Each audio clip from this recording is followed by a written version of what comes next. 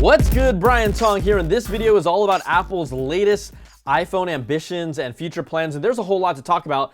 But in case you were wondering from my last video, no, I did not get an iPhone Pocket. I even tried just to do a real review with it for you. I wanted to, but it was already completely sold out. And sure, maybe Apple made like 50 of them for each color, but it goes to show you that there are those people who will buy anything Apple makes. Anything. I just wanted to do it for the review, but if you missed out, you could have someone knit one for you at 1/10 the price. Or Amazon sells something similar with the Borat Mankini. Very nice.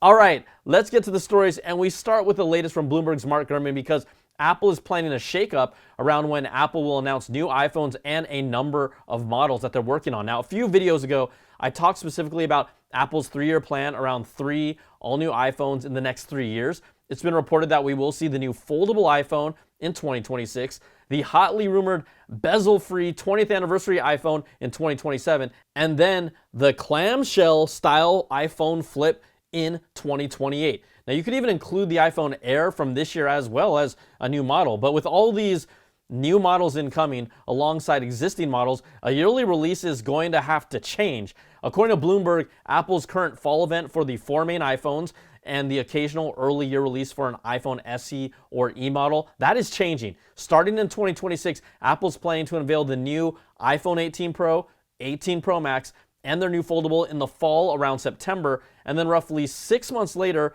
in 2027, it will roll out the base model iPhone 18, the iPhone 18e, and potentially a refreshed iPhone Air. Now, we'll talk about the Air in a bit because there has been a report from The Information that a second generation iPhone Air is being pushed out to 2027. This new 6-month iPhone announcement schedule will allow Apple to have steadier revenue spread out throughout the year. It will reduce the strain on Apple employees, manufacturing partners, and gives its budget iPhone models a time to shine on their own, separate from the flagship models. And it will also help my sanity during Techtember and Techtober, or at least that's what I'm going to tell myself that it will right now. So I think this is a good move all around, and it also lets Apple keep the iPhone constantly in the news cycle instead of it just being at one event, while also now having 2 events, similar to how Samsung just spreads out its product lineup throughout the year. We're even expecting to see Samsung finally announce their new Galaxy Z trifold phone around December the 5th, while we're waiting for Apple to release its first foldable next year. So that's the expected new Apple release schedule, a big fall event for its Pro level, and then new flagship phones. Then 6 months later, a focus on its entry-level and more budget-friendly iPhone models. I guess that's also if you consider the iPhone Air a budget model. All right, let's take a moment to thank the sponsor of this video, UGREEN. Do you ever find your computer running low on storage or sometimes notice that files go missing? This is the UGREEN NAS DH2300, and it is one of the best backup solutions for your personal devices.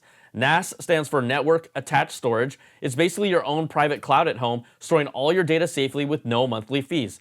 Now, I set up the DH2300 and I used 2 4-terabyte drives here. I just put in 6 screws in place to connect it to the drive trays. Then I drop in drive 1, and then I do the same for the second drive. It's pretty straightforward, and we're good to go for the setup. You can have a storage space of up to 60 terabytes if you use 2 30-terabyte drives, and that's equivalent to 20 million pictures or 40,000 movies. That's a whole lot of storage.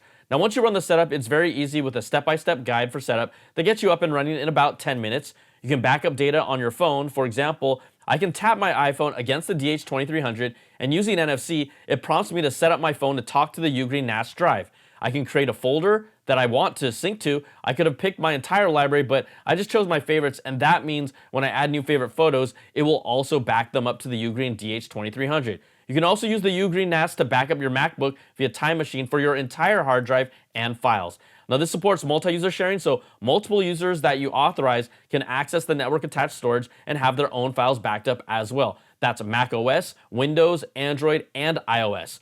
You'll have faster transfer speeds locally at home, and it's equipped with a 1 gigabit Ethernet port that can transfer a 1 gig file in just a few seconds.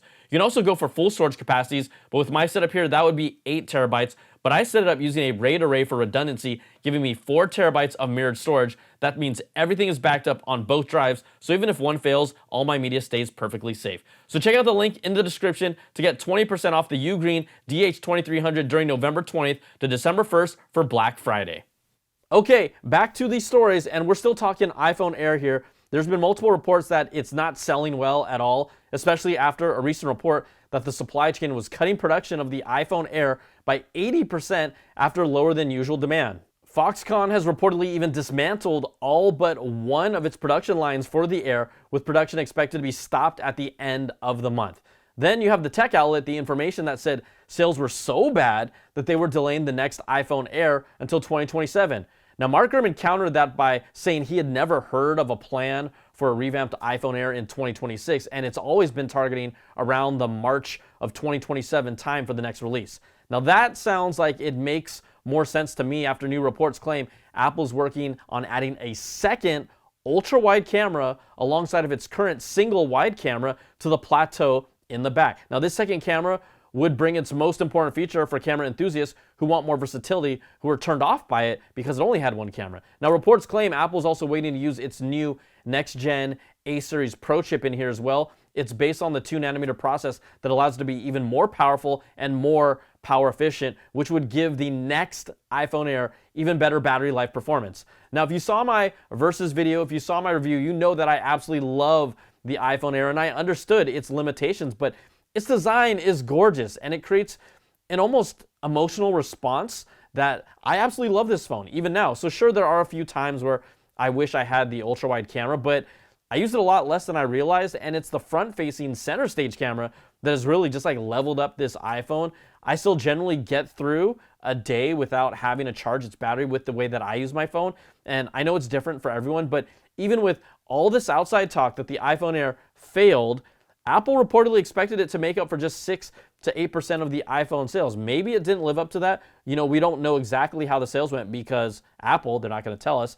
I absolutely love my iPhone Air's design, how slim it is, and I haven't been excited about an iPhone like this for a while. It just feels so good. And yes, you could also call it a stepping stone and part of a technology test for Apple to take these learnings from the Air and bring them to their first foldable iPhone.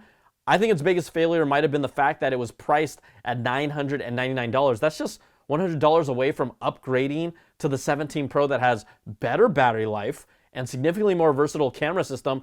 And yeah, it's a little thicker. It's just practical and smart to jump up to the Pro at that point. Now, I told you I chose with my heart and I went with the Air, and I knew what sacrifices I'd make. I'd be the first to tell you that if you're on the fence, it makes way more sense to go for a Pro for $100 more if you can afford it. But I ignored even my own advice because I got caught up in my feelings, and you know what? I'm glad I did it with the Air. Plus, I just use my 16 Pro if I need an ultra-wide camera or a better zoom. It's that simple. Now, where were you on that fence, right? What iPhone did you end up getting, or what iPhone did you change over to, or what phone did you keep because Apple just doesn't impress you? Let me know in the comments. But from everyone that I've talked to who got an Air and knew what they were getting to, they absolutely love it. So articles can mean something, but it always comes down to like, give us different options and people find the phone that they like the most. And I love the Air and I'm still using it. It is my daily driver and has been since I got it. All right, let's talk about Apple's future ambitions for the iPhone. And it's all about satellite and 5 new satellite features that are currently in development, according to Bloomberg. Now, we already have SOS emergency via satellite. We have roadside assistance via satellite and messages via satellite when you are off the grid on iPhone today. And these are all free at the moment. Apple still hasn't charged us for it, but here are the new satellite features being worked on. And we start with Apple Maps via satellite. So you could have navigation even without cellular or a Wi-Fi connection. Now, how about support for sending photos and messages? That's using a satellite connection. That's in the works as well. Natural usage, this is another big one that will go unnoticed because the idea here is to have satellite connectivity from indoors without the need to physically hold up your phone and point it to the sky, right? You just naturally use it.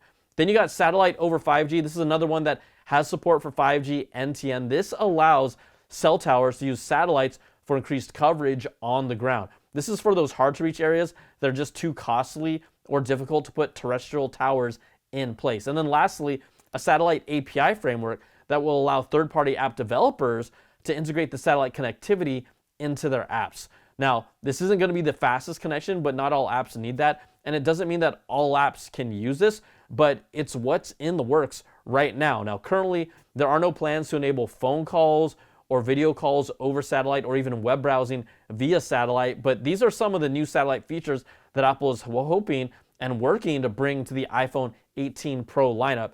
And that, to me, makes it a more compelling device. Absolutely. Now, if we're looking forward to future iPhone models, we talked about what could be happening to the next iPhone Air with a second rear camera. We talked about an improved Apple chip inside, maybe even a new C2 modem for even more performance gains. It still sounds like Apple is going to make a big deal, though, with its 20th anniversary iPhone in 2027, and they absolutely should. It continues to be rumored that it will feel as if you're holding a single piece of glass in your hand, little to no bezels, glass wraps around the edges. Reports claim Apple will hide the front-facing camera under the screen of its 2027 iPhone, supporting the reports that there will be no visible cutouts on the display anywhere. So that means no notch, no dynamic island, no nothing. Now, the new iPhone 18 Pro is expected to debut with an under-screen Face ID technology, so that would be in 2026, to reduce the size of the dynamic island. And then in 2027, an under-display front-facing camera that we talked about will be the next thing to happen for the iPhone's evolution for this 20th anniversary. Now, it's already been in development since 2024 by LG Innotek. That's one of Apple's Korean suppliers. We'll see how it all comes together, but first, you get the iPhone Air this year, then the foldable next year, then the 20th anniversary in 2027, then the clamshell flip in 2028. It feels like Apple is absolutely prioritizing its design and aesthetics for its future products at a level that happened during the SJ era. Also, kind of hilariously, 6 or 7 years after Samsung has put all this stuff out. And look, I'm just hoping it all comes together because we all want something exciting in this ecosystem that many of us are locked in. But look, I use an Android phone. The Z Fold 7 is still my favorite mobile device of the year here in the US. And then I use the iPhone Air. That's my favorite iPhone of the year. But hey, that is going to do it for this video. Now you have an idea of what Apple is thinking, what their ambitions are. And if you like what you see, hey, you know what to do. Give me that thumbs up, subs up, and hit that notification bell, ding, to get on my latest videos when they drop. And if you want more of that Apple goodness, you can check out my weekly Apple Bits XL audio podcast with the latest stories and special guests. Plus, you can support all my content with an ad-free version of the podcast, early access to my content, and exclusive content at patreon.com/BrianTong. So thank you so much for watching, and we'll see you all in the next video. Peace and love.